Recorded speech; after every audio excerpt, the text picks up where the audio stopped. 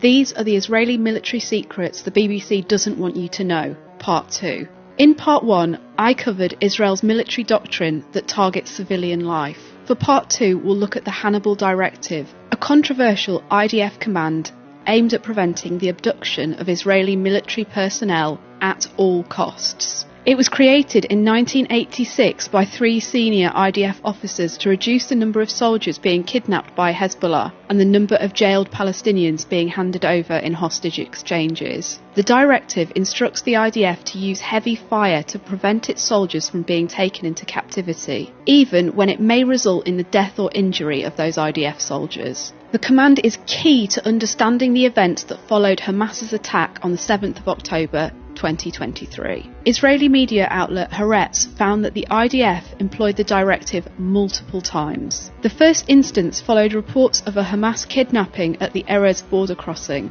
The command given to IDF soldiers was Hannibal at Erez, dispatch a Zik. A Zik is an unmanned assault drone. While a former Israeli officer told Haaretz that the directive was not specifically ordered, he said it was apparently applied by air crews and called the 7th of October a mass Hannibal event. Haaretz also called on the IDF to investigate an Israeli tank firing 2 mortar shells at a home in Kibbutz Be'eri with 14 Israeli hostages inside on the 7th of October. Only 2 Israelis survived.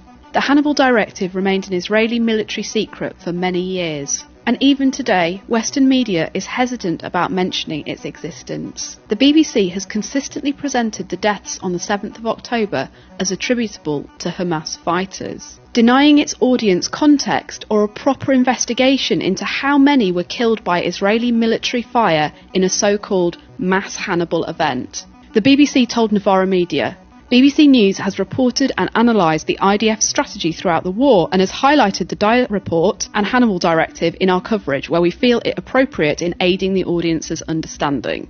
But the BBC did not provide any evidence of reporting on either the Dyer Doctrine or the Hannibal Directive since the 7th of October 2023. How much more PR does the BBC want to do for Israel and the IDF?